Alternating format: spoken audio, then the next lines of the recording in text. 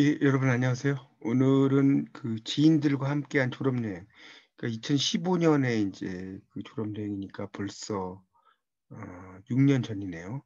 6년 전에 그 졸업여행에 대한 이야기를 좀 한번 보도록 하겠습니다. 졸업여행을 하면서 이제 여러 곳을 여행을 했던 곳입니다. 그래서 오전 9시에 이제 알람이 그날 울려서 제가 이제 유부초밥이나 과일 이런 걸로 점심을 좀 준비를 해서 갔어요. 그래서 이제 차를 렌트해서 9시 반에 출발했는데 점심때 이제 휴게소에 들러서 차에서 제가 준비한 음식과 과일로 점심을 먹었습니다. 그리고 이제 청송의 주왕산으로 향했는데 원래 청송은 정말 푸른 소나무, 청송, 푸를 청 소나무 송자거든요. 이 푸른 소나무가 가득하고 이 주황산 입구에서 내려서 바위 형상을 보는데 마치 바위가 자석처럼 저희를 끌어당기는 것처럼 느껴졌습니다. 이 주황산의 경치는 기이하게 형성된 안반과 함께 그 위를 흐르는 폭포수 등이 빼어난 장관을 이루고 있었고, 택리지를 쓴 조선의 학자 이중화는 골이 모두 돌로 이루어져 마음과 눈을 놀라게 하며 샘과 폭포도 지극히 아름답다는 말로 극찬을 했습니다.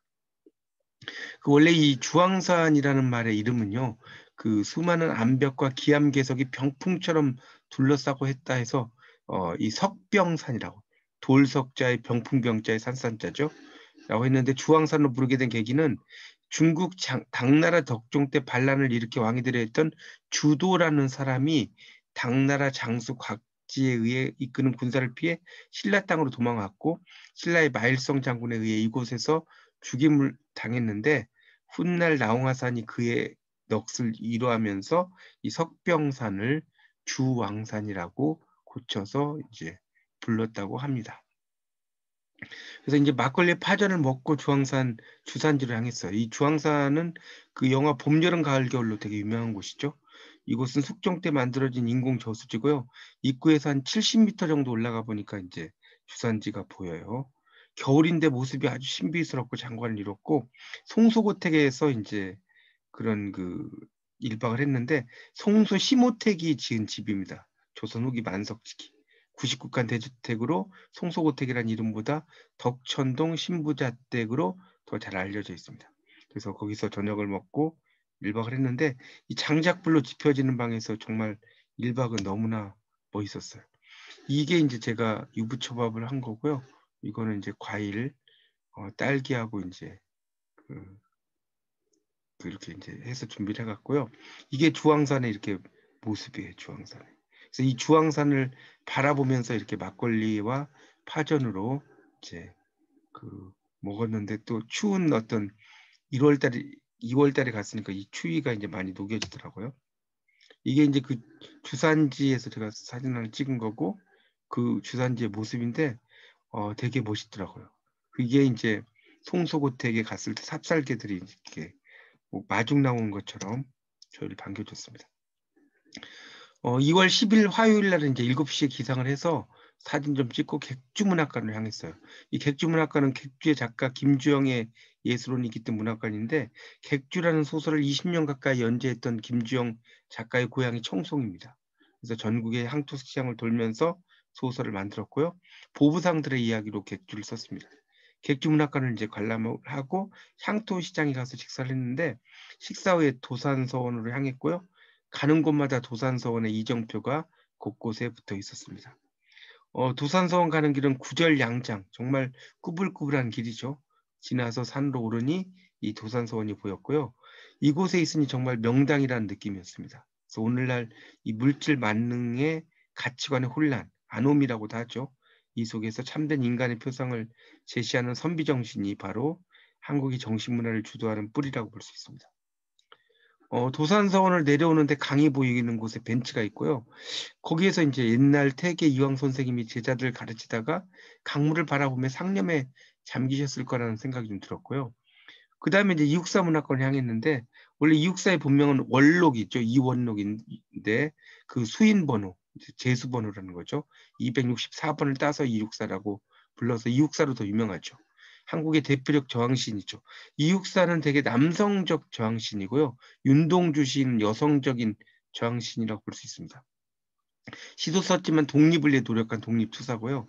그 다음에 월영교를 향했어요. 월영교는 한국에서 제일 긴 목재교, 그러니까 나무로 만들어진 다리라는 뜻입니다. 자신보다 먼저 죽은 남편을 위해 머리카락으로 미투리를 삼은 아내와 관련된 일화가 유명하죠. 마지막 행선지로 조지우 문학관을 향했고요. 이 조지우는 한국의 청록파를 대표하는 시인이고 불교와 선적인 세계가 그의 시의 주요 특징이죠. 소매는 길어서 하늘은 넓고 돌아설 듯 날아가며 사뿐히 접어 올린 외시보선이요. 자, 이게 이제 그 조지훈의 승무의 한 구절이죠. 이 시에 나오는 외시보선이라는 단어를 따서 이 영양에서 외시보선로가 만들어졌고요. 그 다음에 울진의 죽변항에서 대게와 회로 식사를 했고, 식사를 하고 이제 동해 비치 호텔로 향했는데, 호텔에 도착해서 밖에 풍경을 바라보니까 바로 앞에 바위와 파도가 보였어요. 정말 낚싯대를 던지면 고기가 잡힐 듯한 멋진 풍광이었고, 이런저런 이야기 하다 보니까 벌써 새벽 2시였습니다. 이게 이제 그 송소고택에서 먹었던 아침인데 상당히 음식이 잘 나오더라고요.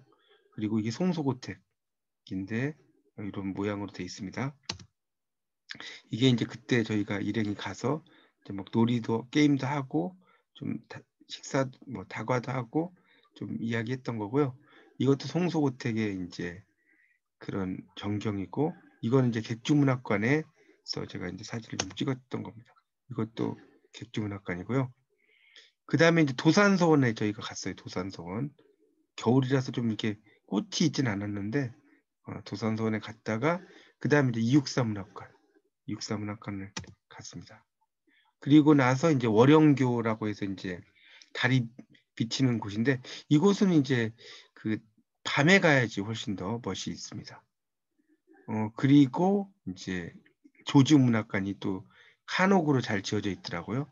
거기 갔고, 그 다음에 이제 그쪽으로 갔고, 이제 그 산도 이제 들려가지고 그 한국의 장각이라고 하는 구주령이죠. 거기도 들렸었습니다. 그리고 이제 여기는 그 대게로 이렇게 저녁을 먹었던 것이고요. 이거는 이제 저희가 이제 동해 비치가 있는 그런 호텔에서 잤는데, 이 호텔이고 이 바깥 사진을 여기서 찍으면 이렇게 바로 보여요.